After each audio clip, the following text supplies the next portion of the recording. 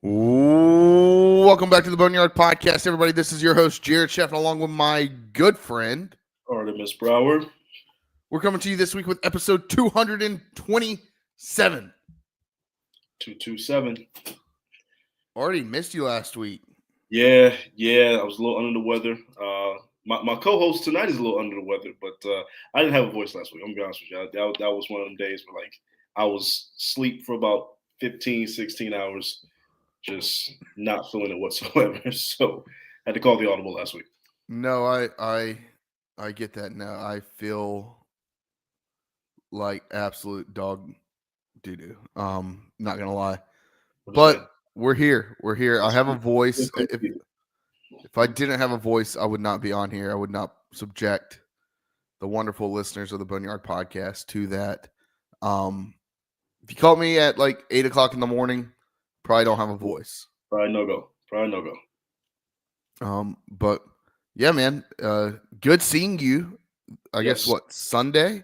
Sunday, yeah. Artie and I got together, hung out a little bit, watched a little bit of football, and then I feel like we haven't spent time together like that in a while. It was good to see my boy. Absolutely, always a pleasure. We got to do that more often. Have some wings, have some brews, watch football. There's literally nothing finer. So love it.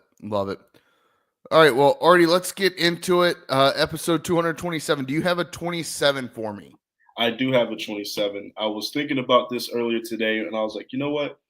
It's 227, and I can think of an athlete. I can pull somebody up, but this person I'm about to announce. It's a good one. I mean, it's just someone who I care about dearly. It's just one of the most important people in my life. One of the most important. Kind of a dick. Loved and cared about. I mean, he can be a Marty sometimes. I'll give you that. But Marty's for sure. 27 got to be me, baby. Got to be me. 227 got to be me. That's my birthday. For those of you who don't know, February 27th, 227 is coming up, by the way. Which I have one more month in my 30s. I'm terrified. In your 20s. Or in my 20s, yes, not my 30s, in my 20s, excuse me. Terrified, don't feel good about it, turning 30 in a month. So you know what always messes me up, Artie, is yes, it's your 30th birthday, but you're actually living in your 30th year now. Yes. That always trips me. Like I don't like thinking about that. I'm already there. But yeah, we will officially be 30 years old, February 27th, 2025, year of our Lord. So there's that. But 227, it's got to go to me. Nobody else. Nice. Yeah, we've got several months until I am in my 30s, and not quite ready yet. Look, the 20s are fun, but the 30s are when you start. I hear the 30s are a lot of fun. I'm actually, in all actuality, I'm very excited for my 30s. I feel like I'm about to hit that grown and sexy 30s, and we're gonna have some money. I was broke in my 20s. I'm actually gonna have some money now, so I'm actually very optimistic about my 30s. If you're not broke in your 20s, what are you doing? Please tell me, and let me know which crypto you invested in. Thanks. No, I'm excited for my 30s. The 30s are. See, the 20s are when you grind, you're broke, you start figuring out life. Yep. The 30s, you don't have life fully figured out, but you have a pretty good grasp on it, and that's when you start accumulating wealth. And that's my goal for this year is not to become wealthy this year, and my goal isn't to be wealthy, but to be comfortable. That's I'm starting investing. I've never invested in my life. Mm-hmm. Yep. Me both. I'm investing now. So look at me being a full ass grown adult. Looking at interest and dividends and all these things that you heard your parents and grandparents talk about, like, ugh. Roth IRAs and 401ks and mutual funds and getting some CDs and diversifying accounts. Yeah. I met with a financial advisor recently, and I was like, dude, you got to slow down. It's a lot. It's a lot. What are you talking about here? But good, Artie. Yeah, well, you're gonna be dirty 30 here very soon. Yes, I am. I mean, yeah, you're the oldest of our group. I am You're those in the the group. I am the elder statesman of the group. So it surprise. doesn't really hit me a lot of times, but when I think about it, I'm like, yeah, I am the oldest person in the group. Like, damn. That's what do they call it? That's Unk. I'm finally look. I'm not there yet. I think you got to be like 35 to get to Unk status. 35. I think it's 35, but I'm getting close to Unk status. I'm looking forward to Unk status too. I ain't gonna lie to you. That's good. That's good. My 27, and I don't tell me if this counts. I don't think he's ever actually worn it in a game because he hasn't played a game. At least not at the NHL, in the NHL. My 27 is Skylar Brindamore. Mm. So Skylar Brindamore is the son of Carolina Hurricanes legend, former captain, current head coach of the Carolina Hurricanes, Rod Brindamore. Skylar is also a member of the Carolina Hurricanes organization. He's in the minors. Got drafted by the Hurricanes out of Quinnipiac University. And I believe they won the national. Did they win the national championship last year? I think so. Won a national championship either last year or the year before at Quinnipiac, and then got drafted by the Hurricanes. And, I mean, he's not going to really have the same kind of career that his dad had. His dad came straight out of college and was thrust right into playing in the NHL during the NHL playoffs. Yeah. But I thought it was, hey, it's sort of chalk because it's Hurricanes related, but it's also not chalk because he's never actually worn the number. It's nice little time. I like it. I see what you're doing. I like it. Yeah. All right, Artie. Let's just get into it. We're gonna keep this episode pretty short and sweet this week. We don't have any guests. We're starting to hit those days at ECU where there's not a ton to talk about, at least not until baseball starts. Look, basketball is going on. Men's basketball, they're picking up. They're picking up. And so the things are kind of looking up, but men's basketball is always it's a roller coaster. I had the reverse jinx in the group chat last night. I talked about, hey, when I saw the ECU minus 3.5, I should have taken Tulsa money line, and that was when Tulsa was up by 12, and then ECU stormed back and won the ball game. But we'll get to basketball here in a minute. But first, want to start the episode. It's more on a somber note. If you remember back about 2 months ago, we talked about a dear friend of the Boneyard podcast,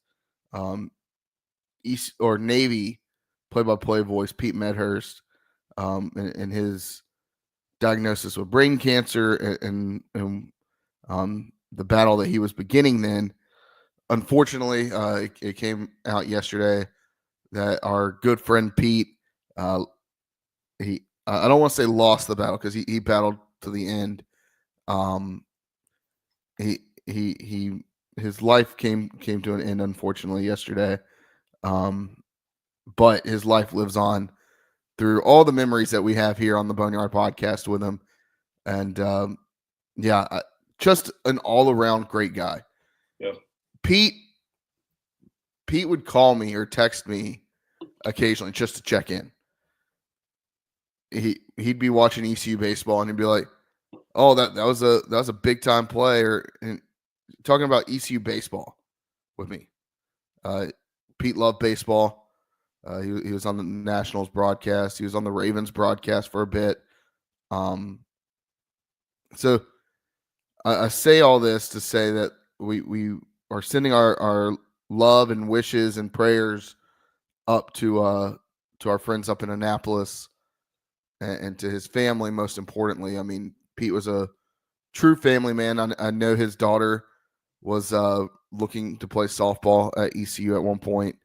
And I don't think that she's here now, but I know that was kind of a goal or a dream of hers.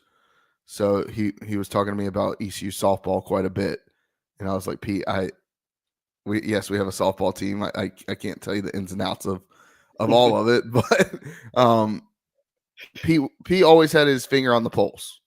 Yeah, and he knew the right time to reach out, and I'm there. There's a couple guys that we have on throughout the year when we talk football that Artie and I are like, oh, we're excited about Yep. that guy. Yep. Corey Glore is one of them, of course. Memphis Spence is one of those, of course. And then Pete Medhurst was definitely up there. I'll never forget the first time we met. We talked with Pete, ECU Navy. I guess that would have been 2020. You know, the game that Whole Nailers had the false positive, and he talked about my Braves hat, and just we ended up talking about Major League Baseball for what felt like 20, 30 minutes, and not even talking about ECU that Navy. was on the podcast too. It's just a quick little cut to MLB baseball. You guys were just going at it for a solid 20 minutes. Yeah. So, but Artie, I've shared my thoughts on Pete. I'd like to give you the floor and talk about your experiences with Pete. Yeah, I mean, he was one of the OGs of this podcast in terms of our guys that we interviewed. So one of the original guys that we interviewed and like really had a lasting impression with when we left that interview, and said, you know, this is one of the guys we're definitely going to bring back. Right? We've had plenty of guests on here. We're not naming no names. We afterwards were like, yeah, no, probably not going to have that person back. Pete was never in that category. He was always consummate pro, always a great conversation, and literally up there with one of the best that we've ever had as far as interview on the show. Great dude, great guy.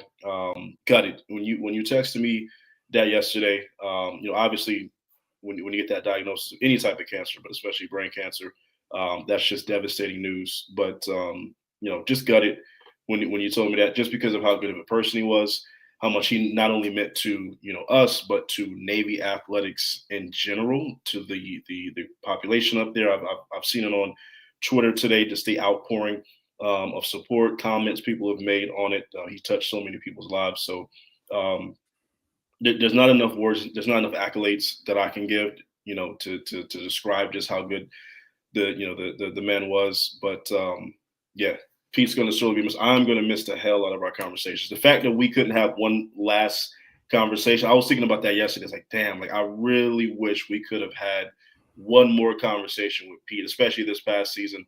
I'm sure he was happy about Navy kicking our butt again, but you know, that would have been nice. Yeah, I mean, I guess it came out a week or two before ECU Navy is when he had his diagnosis and had to have emergency brain surgery to remove a tumor. Yeah. And then, it's crazy how fast things can happen in life. So, if nothing else, be kind to one another. Love check one in another. with family too. Family, friends, check in. Stop being stubborn. Check in on people. Call people, text people, check in. And make sure you stay on top of your health. Yes. And this isn't to say Pete wasn't. Pete very much was. Right. But make sure that you're not missing appointments, not missing anything like that, because it can catch up to you. And that's one thing that I've learned in recent history is, hey, like you get, as we get older, we talk about getting older and getting into our 30s. We got to make sure we're taking care of ourselves. But yeah, hug your loved ones. Tell them you love them. And yeah, we miss you, Pete. We thank you for all the laughs and the. I mean, we probably had Pete on here for 2 or 3 hours. Go listen to those episodes. Pete was a great guy to talk to, and he loved Navy football, but he also loved college football as a whole. So we're gonna miss you, Pete. Yeah, that I don't want to talk too much about it because yeah, it's tough to think about. Like you said, I when I saw that all night last night, I was like, man, I wish we had just one more episode with Pete. Yeah, just one more episode with Pete. I couldn't have said it better myself, to be honest with you. So, all right, Artie. Well, let's get into ECU athletics. I hate to start the episode off on a somber note, but let's look at a little more happy things right now. Which to say, I mean, we're going to start off, I think, with ECU women's basketball, who've dropped 2 straight. But yeah. What's going on with Kid McNeil's team? I mean, look, ECU basketball. Look, they're just 10-9, right? 2-5 in conference. I honestly do not know what's going on with ECU women's basketball. I don't know if it's now. I know we've lost some players, right? But definitely not where you thought this program would be, especially after a couple of years ago. Getting to winning the conference, right? Getting to the NCAA's obviously losing to Texas in the first round there, but like making that step, it's like, okay, we're in the right direction. We're at least going to be competing, not winning conference championships every year. That's an unrealistic goal, but right there in the top 4, top 5, kind of every single season competing for conference championships. So, Josh, I know you're about to chime in, so I want to hear your perspective. Yeah, I'm looking at the American Conference standings for women's basketball. East Carolina's 2-5 in conference. Memphis is 2-4, but Memphis is 4-13 overall. ECU is 10-9. I don't know what's happened since the month of January began. I mean, yeah, we've gone against some of the better teams in the conference, but you gotta start winning them, right? Right. I think this last game was just sad to watch because, first of all the time change with everything with the weather and things like that. I'm sure that probably disrupted a little bit of the players' flows, but you can't shoot 22% from the field. You just can't. And I don't think that it was any better from 3. Like you can't shoot that low of a percentage and expect to win basketball games. I do want to ask you this real quick. Now, because since you watched the game, were these contested shots or were these more open shots? They were just missing open looks. Both. Okay. Now, granted, you're gonna have that when you're playing a little bit of a younger lineup. I mean, we have started bringing in the freshmen a little bit more. They are, and all the transfers are playing pretty well and showcasing their talents, but it's starting to get to the point where it's like, okay, if we're not putting up at least 70 points in a game, we're probably not winning it. And right. These last 2 games where we put up in the 50s, it just shows that we've got to score. We've got to score more. Yeah, and I mean that could be said for. It feels like both basketball teams. I mean that's an area that the men's team has struggled at. Maybe not so much from the field, but they're taking so many threes and missing them, and they're ending up as empty possessions. That's been my synopsis of ECU basketball most of the year, is they haven't been able to hit those big shots. But yeah, you got to figure it out. I mean, you got a month. Look, anything can happen in March. It seems like on the women's side, there's a little more parity in the conference between. They're not as spread out. So if you go on a streak, you could get back into the conference discussion. Maybe not win it, but you can get back into the discussion. Josh, would you say the struggles for women's basketball, is it like a talent discrepancy, or are they just not playing up to their standard? I believe that it's a lack of playing up to their standard every single night. Okay. I don't think that it's really that much of a talent discrepancy.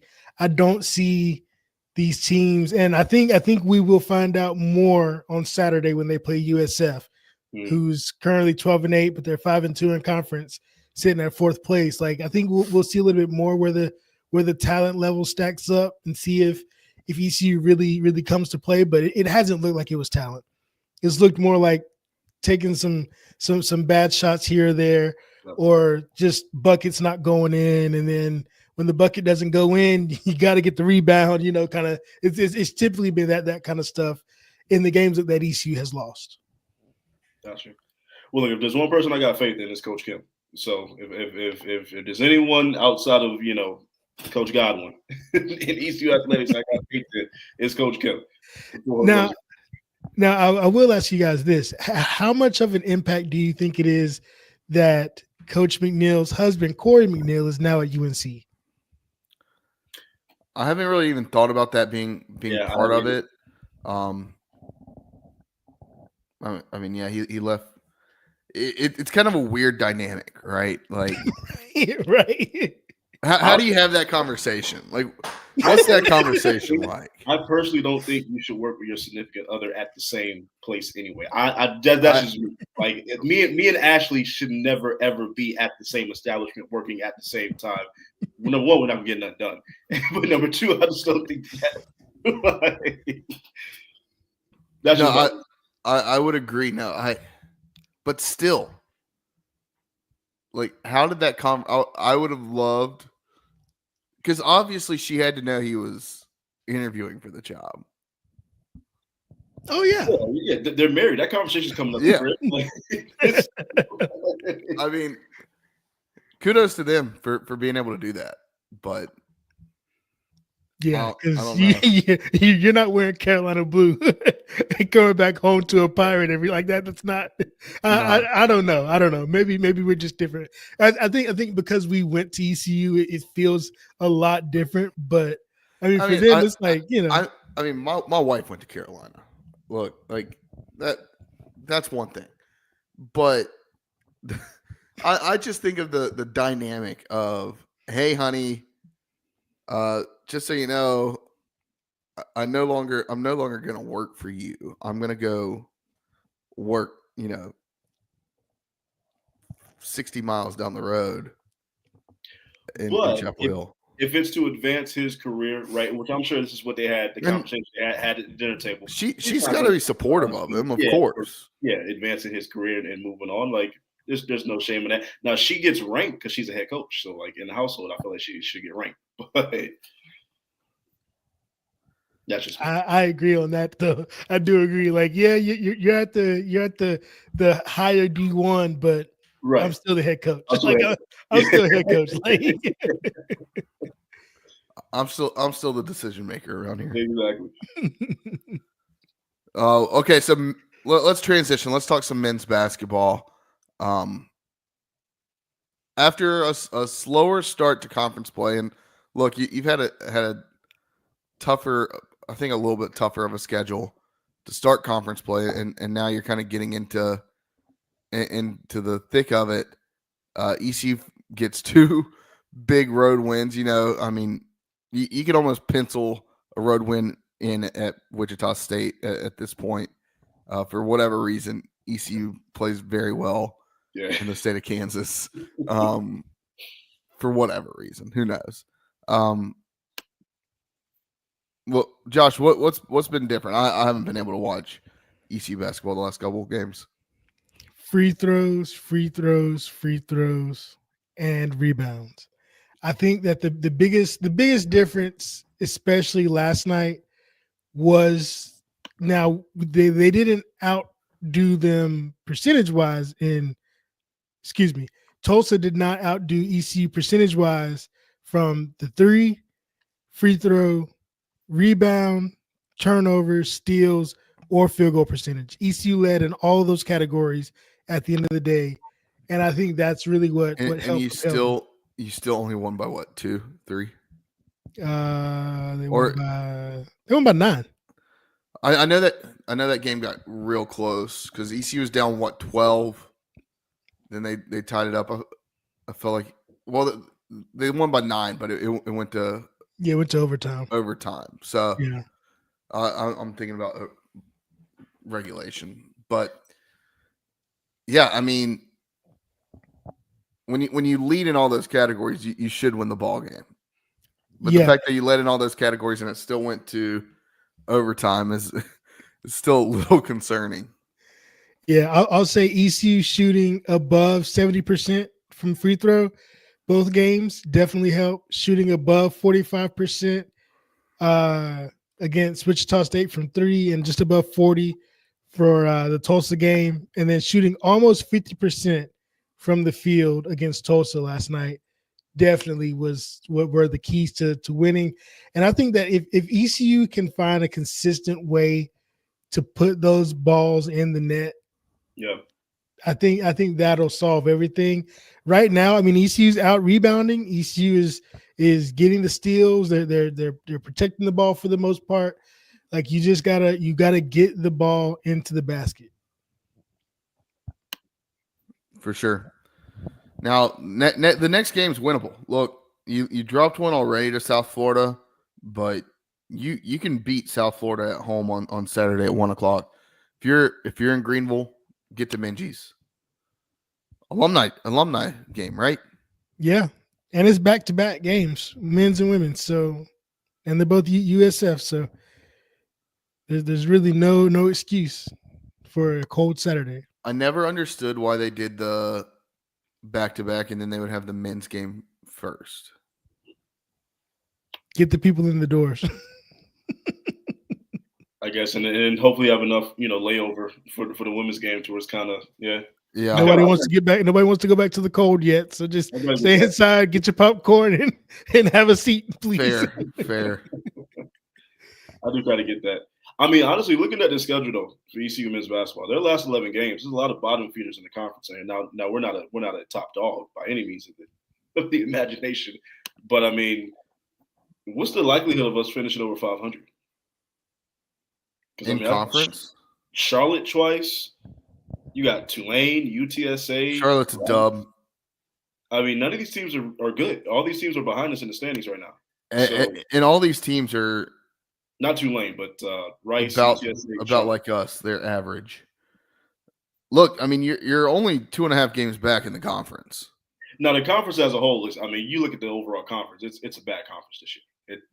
American Athletic Conference is not a good basketball conference at all this season. But yeah, I mean, Memphis is hanging in there. They're not terrible. Well, Memphis at 14-4 is the team that you hang your hat on. Outside of that, I mean, you got North Texas, but I mean that would be it. UAB, who's actually sitting at the top of the conference standings right now. Yeah, but they're 12-7 overall. Yeah, but 5-1 in conference. Hey, look, look. When if you can get that first seed, if you can get that first game bye, right? Like, I mean, it might play wonders for him. Yeah, UAB lost to High Point and Longwood University earlier this year, which I can't say much. The High Point sneaky every now and then. I can't say much. We lost to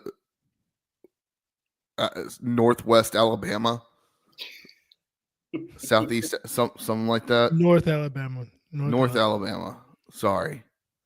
Sacramento State Community College. We lost to them too. Yeah. But ECU's known for that, losing a bunch of those games like that. It just sucks to do it. But hey, it's only up from here. Well, let's get hot. Let's get hot. We'll be set up for the next 50 years. And the fact that we've already beat Temple, and Temple, did we beat Temple? Let me double check. Yeah, I believe we did. Yeah, we beat Temple already, and that was Temple's only loss in conference so far. Right. Yeah, that was earlier this month. ECU beat Temple by 1 at home. So I honestly think that if this team can stitch it together, they may not lose again. All right, Josh. Now you're talking nonsense. I mean, look, you got Rice, UTSA, Charlotte twice. You got Tulsa on here, I think. No, that's Florida Atlantic. I mean, there's at least out of these last 11 games, there's at least 7 wins. At least there should be. Okay. Gambling corner. Let's clip this, Josh. Over under 7.5 wins. Are we good at that? The rest of the year? 7.5? Yeah, over under.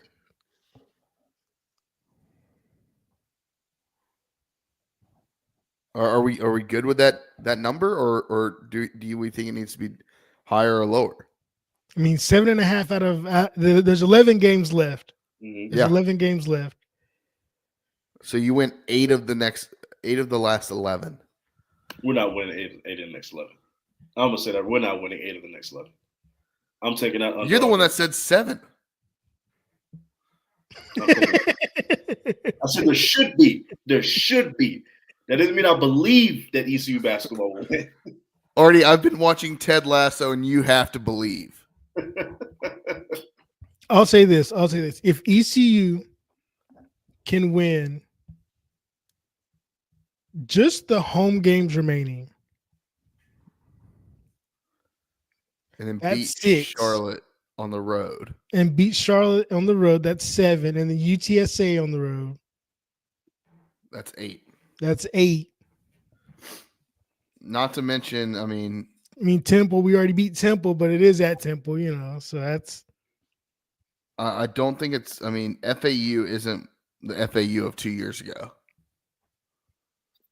Definitely not. We played Memphis closer than they played Memphis. They're 10-9 overall, 3-3 in the conference. They're a now. Granted, they've played a considerably tougher schedule, in my opinion. I mean, they've got a loss to Michigan State. They did beat Oklahoma State. Lost to Drake, Seton Hall, and Florida Gulf Coast. Lost to Charleston. Lost to UCF, which, I mean, UCF is not terrible. I mean, I think you could possibly look at winning FAU. Yeah, I'm taking the under, though. I mean, yeah, I would. To be a responsible gambler, I would probably take the under.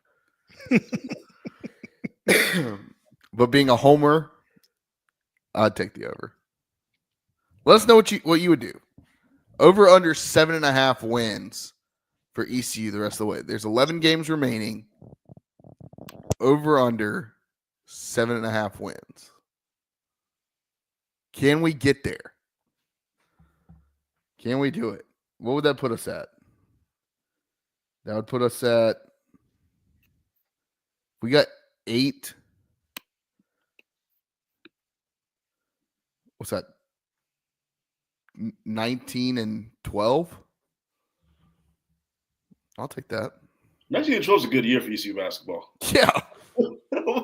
I'll take 19 and 12. What do they call it now? The CBI. We might actually get an invitation to the CBI. That's a good year. We may. You just got to get in. What would you do for an ECU magical run in the big dance? Like, to be one of those schools that just like comes out of nowhere and goes to like the Sweet 16. I would eat at Taco Bell exclusively throughout the entire run. Hope you have good plumbing. I want to say Josh is just sacrificing his gut. Just sacrificing. Hey, but here's the thing. I love Taco Bell, so it's really not that bad for me. I love it. Don't get me started on some cheesy gordita crunches. Give me 2 of those and a soft taco, a hard taco, about 30 mild or hot sauces, and we're good. The Power Bowls are great. The Power Bowls are great. Hey, Taco Bell hits, but I can only eat Taco Bell after midnight. You're not gonna find me at Taco Bell before midnight. That's just me. But when the Braves went on their run to win the World Series, I ate a baked ziti from the local Italian restaurant every single game day. Every single game day. That became my superstition, and I've tried to get it. At you like, are you okay? Why are you here? They knew me. Gianluca and Maria are good people. My goodness. Look, already knows this. Anywhere I go, if I go somewhere, I become a regular. Yeah, no, he's going to be a regular. He's going to know the people. He's going to know the manager at Moe's. He's going to know people's shift times. I'm out on Moe's. I'm out on Moe's. You're out on Moe's. I'm out on Moe's. No, you're Did not. you find Qdoba? Did you find Qdoba? No, I've always liked Qdoba. I Wow, am this is adamant. breaking news on the Boneyard podcast. I did not know Jared was out on Moe's. Wow. Look, Wow. Brandon's heart is breaking right now. No, when I've gone there the last couple times, it just hasn't been good. It hasn't hit. Hasn't been hitting. Which one are you going to?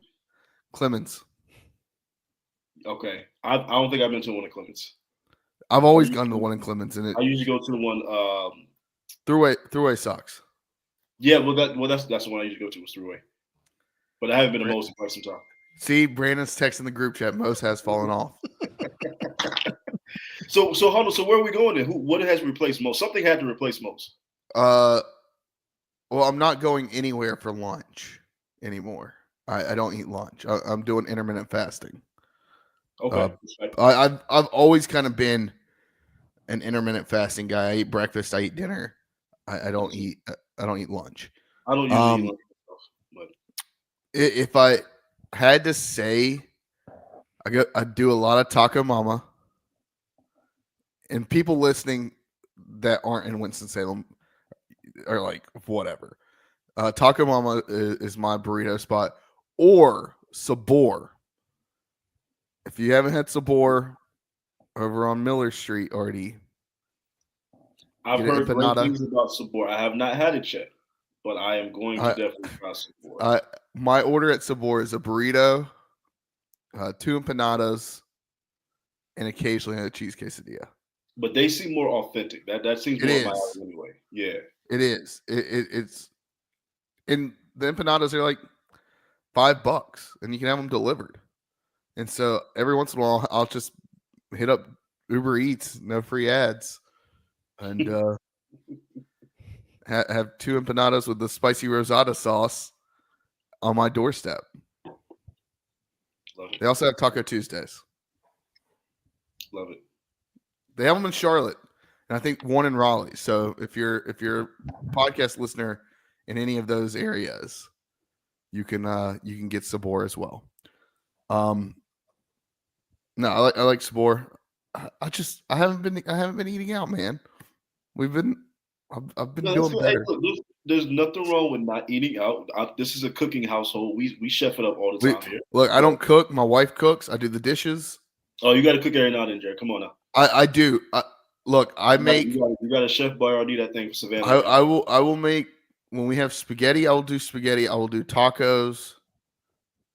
I'm really good with like the ground beef things. Like, give me some ground beef to some beef. ground beef is the best way to get started. The best way to get started. Give me some ground beef. I'll cheesy mac, whatever. Now, I'll shove it up. Let me get you on Jared's famous hot dog chili, and you keep hyping up this chili and you haven't made it for me yet. This is cap. Like, I don't think you're being truthful about this. You've been talking about the chili since we was in college, Jared. the chili's fire, Artie. I need to try this chili. Throw a little bit of hot sauce in there. Where were we? This is not a food podcast. Back to ECU basketball. This might as well be a food podcast.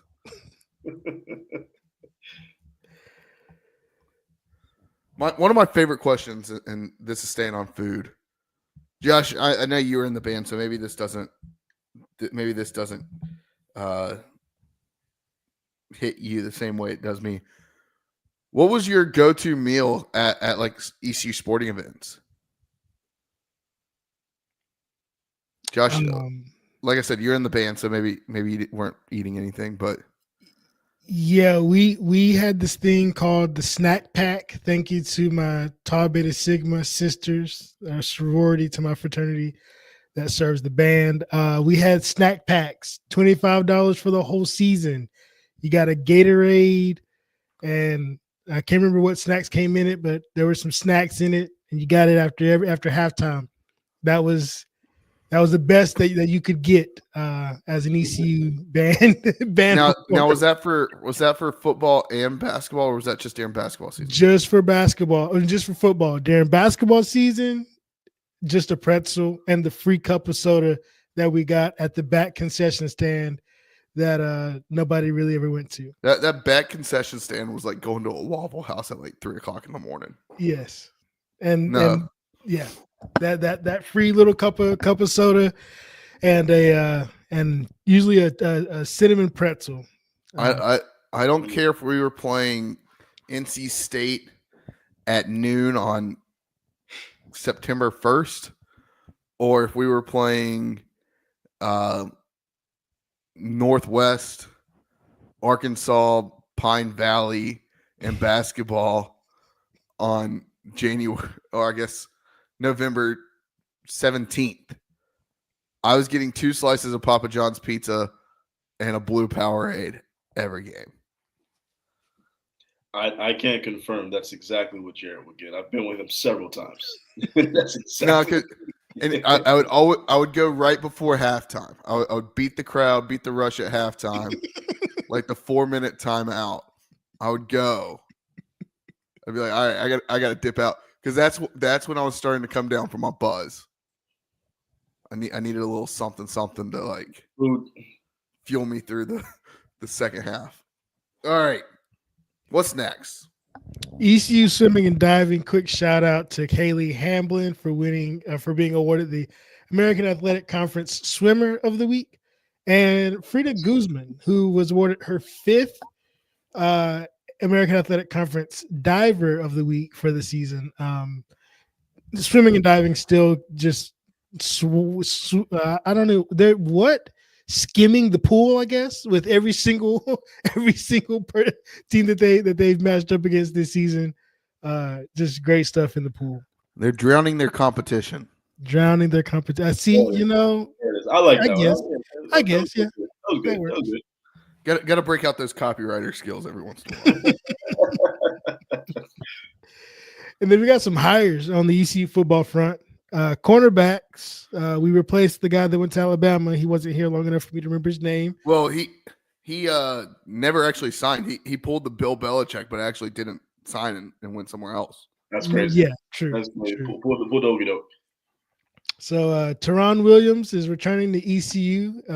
He was the director of player development when he was at ECU before, and went to Richmond and ODU to coach corners, and he's back on staff. But that caused a little shakeup because Bruce Bivens was hired. You guys might remember that name as the new director of player development, which moved Brian Butterworth out of the role so that he can become the senior defensive analyst. And Ryan McManus is now moving back into the senior offensive analyst role, as the director of operations is most likely being absorbed by the GM. So staff moves all around. We are sitting pretty going into the spring practice. Maybe that'll be my first article on the Boneyard podcast website. Let's just build out an org chart. Let's just do an old org chart to figure out who is who and who's reporting to who. Exactly. Who is on first? Delegating these jobs. What are they actually doing in these roles? Like, when they show up to the facility, what is it that they actually do? Yeah. No, I'm glad to have Bruce Bivens back in the program. Thanks. There's a couple guys that I wouldn't mind possibly joining the coaching staff. We got David Magazoo coaching safeties, but I mean, I would love to have a guy like a hype guy, like a Zeke Bigger type of guy, like on the linebacker staff. Zeke actually won varsity football coach of the year at Ashbrook High School this season. I know. Nice plug. I did not know that. Yeah, I knew that. There's another coach that's doing really well now, also at the varsity level. Why am I not think it's kind of in the same kind of class as those guys. It's gonna come to me. I'm gonna lay down tonight. It's gonna hit me. Offensive line. I know who I remember who you're talking about. It's an offensive lineman, right? Yeah, I believe so. I can't remember the name, but I think I know who you're talking about. Yeah, he's got a podcast now. Like, okay. Why can I not think of it? Anyways, great podcasting there, Jared. Look, I'm not. Hey, we have to have 100% guys from ECU on staff, but I do like the look. I know y'all aren't as big on the Barstool University as I am, but there's this guy. Do y'all know who Caleb Presley is? I'll be lying. Heard the name. So Caleb Presley, he just left Barstool. He had a show called Sunday Conversations. He did it with Drake. He would do all these crazy conversations, and one of his buddies ate ice cream in the corner. That was basically the podcast. It's interesting. Go watch them. But Caleb played football at Carolina. And do you remember, this would have been 2014, 2015? Carolina hired a director of player morale position. And this was Caleb Presley that was on the sidelines for Carolina. Now, I believe he was on the sideline for Carolina as the director of player morale when ECU put 70 on them. But I think he was fired shortly. I'm kidding. I would love to have like a hype guy like that kind of on the coaching staff. Just like I know usually your strength and conditioning coach is that guy. You do not need to allocate funds to a man who only hypes up the football team. If they are not self-motivated, if there's not already a guy in the locker room. But it's not even all about being hype. It's about if there's not a coach already on the staff. I'm thinking like a Ted Lasso. Look, I'm big on Ted Lasso over the last 2 weeks. I'm thinking a Ted Lasso personality. You make $75,000 a year. What do you do? Oh, I just get guys hyped to play football. So, fun fact about Caleb Presley: his uncle Robert Presley, or Coleman Presley, is now the spotter for Joey Logano in NASCAR. But as a kid, Coleman was racing. Well, when I was a kid, Coleman was racing at Hickory Motor Speedway. So I am very in tune with the family's work. Gotcha. Yeah, he was on those football teams with like Chase Rice. That name ring a bell? Chase Rice? No.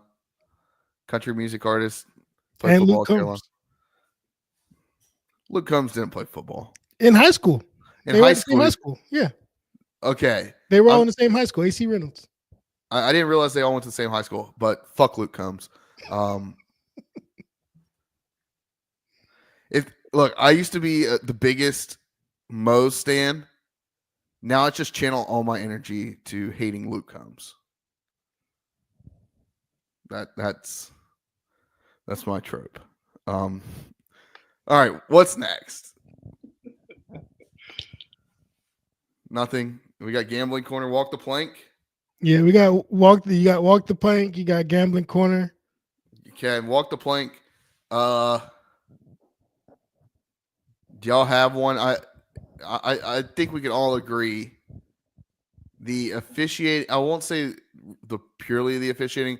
Some of those calls that went against the Texans in that game against the Chiefs was comical. We got to figure something out. I will say the superstars get superstar treatment in any and all sports. But that was a little ridiculous. That was a bit much. Now it's not the NHL. Obviously, it's not the first time we've seen it. But yeah, that was the roughing the passer call on what's my boy out of Alabama? I'm forgetting his name, but you know what I'm talking about. That was ridiculous. And then the out of bounds play, it wasn't a penalty, but he tried to sell it to get the penalty, and a lesser official would have definitely thrown that flag on that. So I agree. Superstars get superstar treatment, though. So it's not going to change. And here's my thing. If you're a running quarterback, we've seen it time and time again. Like they slide late, they get hit.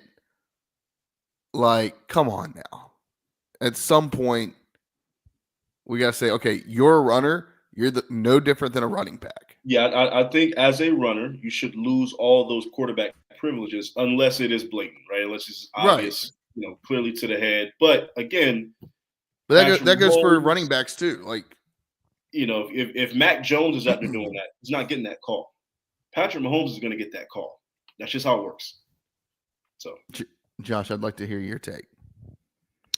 My take is that I don't like Patrick Mahomes at all, and therefore I do not. I believe that anything that happens regarding him, I don't even have a level of care for it. I just wish that he would retire and disappear from the scene. I didn't have Josh hating. I am over it. I'm sick of it. I'm over it. I think Baker Mayfield did more for Texas Tech. Huh? Is it just a dynasty aspect? Like Kansas City is just running ramp shot over the league? Why do we not like Patrick Mahomes? I just don't like him. I don't like his voice. I don't like the way he plays. Like Kermit the Frog. I don't like. I think for me, it's more of the idea that there are so many other good players and there are so many better players, but everyone focuses on this team because they're winning the championships right now. When in reality, there are better teams that just aren't winning the games. And that's what's frustrating. Because my walk the plank is Mark Andrews. Are there better teams? Better overall teams, yes. Because I would like, for me, it's like, yes, when I look at Baltimore and I look at Lamar and I look at that team should be able to go in the Arrowhead and whip Kansas City's ass. But they just can't do it. They've had multiple times to do it, and they don't do it. So are they a better team? Same goes with Buffalo. Hey, I believe that the best team does not always win. I believe that the best team does not always win. I believe that so that's why ECU always finishes 8-5 or exactly multiple times. 3-9 multiple times to this team. Hey, and so do you think that the Bills have been that subpar to Kansas City in the playoffs? Not No. at all. Each time. Exactly. It's so hard. It's so hard to go on the road and just like it's hard for Kansas City to go on the road and go into Buffalo. The problem is Kansas City traditionally hasn't played in maybe as tough of a division. It's a division, yes. and so they've always got this. They've always got this like insane record going into the postseason. Exactly, and they're the number one overall seed. So Arrowhead, now you're having to go into Arrowhead. You're not getting to get those. You're not able to get your fans into Buffalo because they're having to travel to Arrowhead every year, right? It's unfortunate, but that's just the way it is. I think that's part of it. And look, I mean, I think that's part of the issue with Kansas City. Are they the best team every year? Maybe not. They have a lot of high-end talent on offense, but it feels like they're a revolving door at times. But when you put everything together with Kansas City, to me, the reason why they keep winning is because they check every single box they need to check. When the quarterback needs to play like Superman, the quarterback can play like Superman. When the coach needs to outperform, the coach will outperform. Andy Reid is better than any coach in the NFL. Outside of Sean McVay or a whatever. Where are we ranking Andy Reid right now? Like he's all time. If he wins another one, he's top 5 all time. He automatically is top 5 all time. He's already top 10 all time right now. If he wins another one, he's top 5 all time. This would be the first team to three-peat in the Super Bowl era with a dynasty at New England. Can he do it without Mahomes? No, but Mahomes couldn't do it without Reid. See, that's the beauty of football. Well, are you sure? That's what we said about Tom Brady. That's what we said about, and then he went down to Tampa and did it. Yeah, but the thing with Andy Reid is he went to 5 NFC championships with Donovan McNabb and went to a Super Bowl with and Donovan is not touching the Hall of Fame. not even sniffing it. Yeah, and they'll let anybody So in the I don't want to hear NFL that Andy Reid's not a Hall of Fame first ballot great coach. Like, no, Andy Reid. Look, I love Andy Reid. I love when they cut to him at the Super Bowl and he looks like a walrus, and I get to tell my wife, "Look, he looks like a walrus," because that's the only game my wife will watch. No, Josh, talk to me about Mark Andrews. Mark Andrews, you can't in the playoffs. You cannot afford Playoffs to fumble and to not catch the ball when your time is called. Like you can't afford to do that. Now I get it. Zay Flowers did it last year. It was Zay Flowers last year. And I get it. Zay Flowers wasn't even playing this game. So it was even more pressure on you, Mark Andrews, and the other receivers. At the same time, when you have a team that has two of the top 10 tight ends in the league, as one of those top 10, you have to execute flawlessly at tight end. Now, because you got to remember, you don't have the referees calling the same calls for your team that Patrick Mahomes and Travis Kelce are going to have. That's just the truth of the matter. And it's an away game. Like you've got to do what you got to do to win the game. And it just hurts so bad. It just seemed like everybody was struggling to catch the ball in Buffalo. That's the one player, though. There was like, damn, I didn't think. Not only did I think Mark Andrews would fuck up, I didn't think he would fuck up that bad twice. Yeah, like, literally, when you look at his two plays, like, no, that's probably the reason why Baltimore lost that game. Now, granted, Buffalo was getting the ball back with a minute and a half. Anything could happen, even if he catches that. But yeah, you look at the fumble and then you look at the drop, and it's like, damn, Mark Andrews did that. Okay. Yeah. I don't have a walk the plank this week. Nothing that pissed me off. I do want to say, did y'all see that poor lady tried to drive that golf cart after the national championship and ran into the wall? Yeah, ran right into the wall. Could you imagine, like, you're like Will Howard and you just won the national championship. You're a great now at Ohio State, and your career's just ended because you have whiplash from running into a wall after the game. That's tough. The beauty of life. Just 15 tough. minutes ago, you were hoisting a trophy, and now you're in a golf cart getting ran into a wall. She's just an internet meme now. Lots of good memes being made this week. This is a good week for memes. Good week for memes. The Elon gets some during the inauguration. Did y'all see that? No, Jared. I thought you were gonna do. No, I'm not doing that one, Josh. Josh, I was right there with you. I was like, I was so concerned. The stream just gets cut. No. No, I was right there with Josh. I ain't gonna Hey, good memes. All right, gambling corner. What we got, Josh? All right, we got Washington, Brad Philly for the NFC Championship game. Who would have thought that this rookie, would win the Heisman Trophy and go straight to the NFC Championship game? Philly is a 6.5 point home favorite, though. The over-under is 47.5. Look, the Washingtons are cooking with fire right now. Did I say the Washingtons? Washington is cooking with fire right now. Sorry, guys. I am all hopped up on Sudafed and all kinds of concoctions of pills right now. So bear with me. The Commanders cooking with fire. Philly hasn't really impressed me in these playoffs.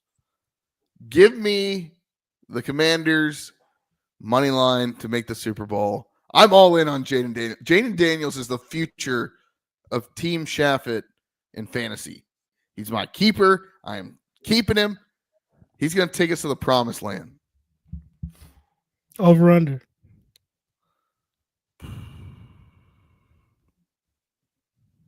I'm going to take the. I don't know what the weather's like, but just gut feeling, I'm going to take the over.